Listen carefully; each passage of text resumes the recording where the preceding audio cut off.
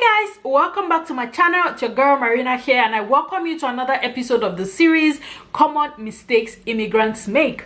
In this series, I share on the common mistakes that newcomers typically make in Canada and how you can avoid those mistakes. There's definitely something for you to learn on this channel, so please do well to hit the subscribe button below and turn on the bell notification so that you get notified every time a new video is uploaded. Today I'm going to be talking about the next common mistake immigrants make, and it is getting a lot of things on credit.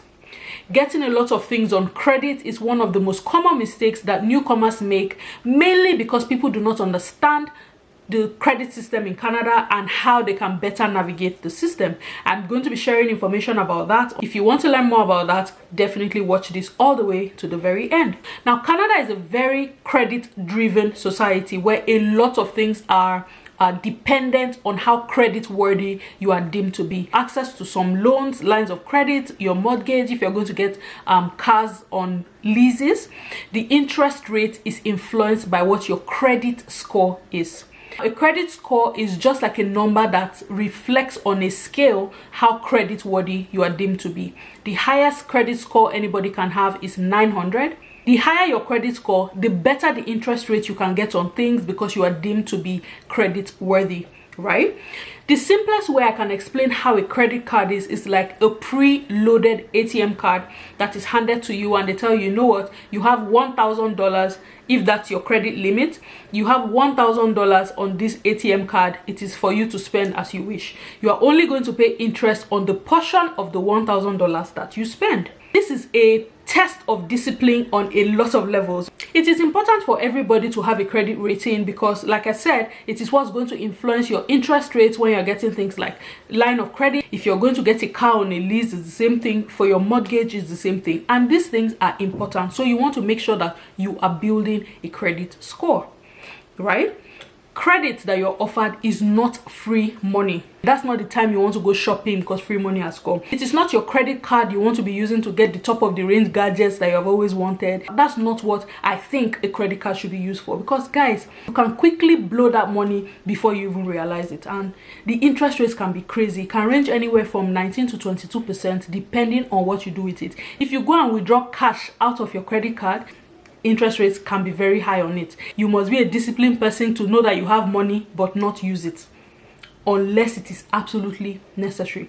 For me, till today, I still have trouble bringing out my credit card to use to pay for anything. So what I do is I just put a few recurring expenses, like maybe Netflix subscription, so it's like a recurring debit that goes out of it at the particular times of the month. I still have a hard time using it because I don't know how to spend money that I don't have. That's me personally. Typically what they do is there's usually like a limit on the card. So for starters, they might say, okay, your credit limit is 1,000, you cannot spend more than that. And after a couple of months, when they see that, okay, you have faithfully paid back what you're supposed to pay back on that credit card a month, then they increase it. So it keeps increasing depending on how well you do with the payment. There are minimum amounts that you are required to pay at particular times of the month. How you're able to pay back that money within the stipulated time frame is what increases your credit score. So you are deemed credit worthy when you pay back what you're supposed to pay back when you're supposed to pay it back, right? So it is important. Credit, I would say, is a necessary evil. You need it because, I mean, at the times where you're now considering buying a home, it is going to influence your interest rate. At the times where you're looking at maybe getting a line of credit, it's going to influence your interest rate. So it is necessary there, but it can be an evil if you are not a disciplined person. What you need to know is that it is very easy to get neck deep into debt in this society. Newcomers are offered a lot of things on payment plans. They know that you're just coming, you're going to furnish your house, you need furniture, you need electronics. They're going to offer you those things on, or take a payment plan. You can pay over a period of 12 months and then no interest for 12 months. Think about it this way. If you know that you have 12 months to pay something, by default, are you going to think about it as an immediate priority? Chances are you won't. And those people who offer you those things, no, they capitalize on the fact that you will not consider it immediate priority. So you will wait and say, okay, I have 12 months, let me deal with other things that are more pressing at the moment. Before you know it is month 6, you now become under pressure to pay in 5 months what you should have paid in 12 months. And of course, more than half the time, it spills beyond the 12 months. That's when you now start to pay interest rates that can be as high as 29 to 30%, guys. So they offer you with one hand, but if you don't look well, you will not realize that it can be a trap. It can be convenient if you're a disciplined person. If they say you have 12 months to pay, strive to pay it in 6 months. Strive to pay it in 8 months. That's the way you stay above this credit situation. Because guys, you can just wake up one day, before you know, you are owing for TV here, you are owing for mattress here, you are owing your credit card in this place, and people make the mistake of getting credit in a lot of places. That also can crash your credit score. If you have credit in a lot of places, you are just telling them that you are not a credible person, because you don't have the discipline to manage your resources properly. You have to depend on credit from plenty other places, guys. I cannot emphasize this enough. It is very, very easy to get neck deep into debt in this society. If you're not a financially disciplined person, if you're not making the right financial decisions with the money that you are making, you are now going to depend on credits to get by. Do you see how bad it can be? Let me shock you guys. I heard the statistics over the radio one day, and it blew my mind. For every $1 that the average Canadian has made, they have already spent $1.67.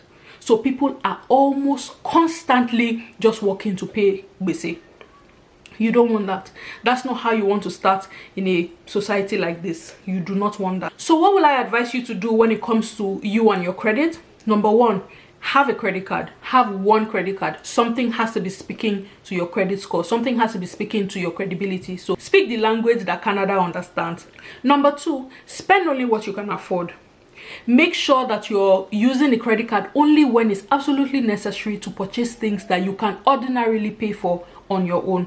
What I do is, if I'm going to use my credit card for something, I already have the cash. So as I use the credit card to pay for it, I am transferring the cash straight back into the credit card. That way, I keep my balances low on the credit card, and then it keeps my interest rates down. That's what I do. If you cannot afford it, delay gratification until you can. You also want to make sure that you're making the best financial decisions with the income that you have. If you're already making money, make sure that you're spending within the limits of what you can afford. Cut your coat according to your cloth. As a newcomer, you do not have to live in the same neighborhood that your friends who have been here are living in. You don't have to do things the way they do them. They have had years of building a credit history. You don't. Do not be afraid to start small. You don't need a brand new car as a newcomer. Guys, I've seen people make that mistake. I'm not just talking, I'm saying this based on experiences that I've seen from other people. You don't need a brand new car. You're not trying to pepper anybody. Nobody cares. If you are among people who you feel you have to live a certain standard before you are accepted by them, change that circle. That's the truth. If you feel under pressure to keep up appearances with the kind of friends that you have, change the friends, because that cannot be in your best interest. So make sure you're spending within the limits of what you can afford. Make sure that you're spending in such a way that you have something else to put away, because emergencies happen. You do not want to depend on credit for that. Avoid getting into those leases. Avoid getting into those payment plans until it is absolutely necessary. As a newcomer, if you're looking to furnish your house, do not be afraid to buy used things. If you check Facebook Marketplace, you will see people who are selling furniture that are almost brand new that you can buy for next to nothing. If you look, you will find.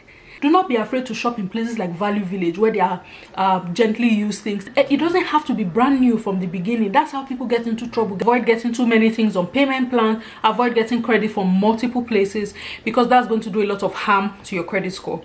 If you're offered anything, do well to read the fine print. Read the contracts. Before you tick I agree, please make sure you're reading those contracts, because there are lots of things that are hidden in the fine print that they know you will not read. So please do well to read those things.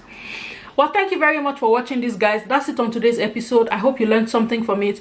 As usual, if you have any questions, please do well to leave me a comment below or send me an email. My email address is always in the description box of all my videos. If you look down there, you will find a way to contact me. Well, thank you again for watching this episode. Until I see you on the next episode of the series, Common Mistakes Immigrants Make, is Marina saying thank you and have a great day. Bye-bye.